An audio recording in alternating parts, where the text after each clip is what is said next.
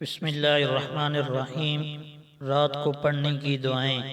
Number 1، حضرت ابن مسعود رضی اللہ تعالیٰ عنہ فرماتے ہیں کہ رسول اللہ صلی اللہ علیہ وسلم نے ارشاد فرمایا کہ جو شخص ہر رات میں سورہ واقعہ پڑھ لیا کرے اسے کبھی فاقہ نہیں ہوگا۔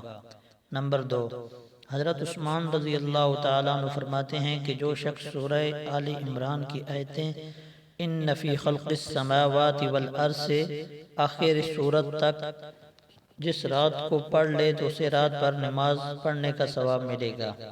نمبر 3، حضرت جابر رضی اللہ تعالیٰ عنہ فرماتے ہیں کہ رسول اللہ صلی اللہ علیہ وسلم رات کو جب تک سورہ الف لام میم سجدہ اور سورہ تبارک الذی نہ پڑھ لیتے اس وقت تک نہ سوتے تھے۔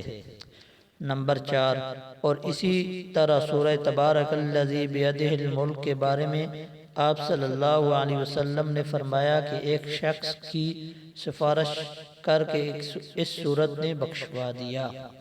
نمبر 5، حضرت عبداللہ بن مسعود رضی اللہ تعالی عنہ سے روایت ہے کہ رسول اللہ صلی اللہ علیہ وسلم نے ارشاد فرمایا سورہ بقرہ کی آخری آیتیں آمن الرسول سے سورت کے ختم ہونے تک جو شخص کسی رات کو پڑھ لے گا تو یہ دونوں آیتیں اس کے لیے کافی ہوں گی، یعنی وہ ہر شر اور مکروہ سے محفوظ رہے گا۔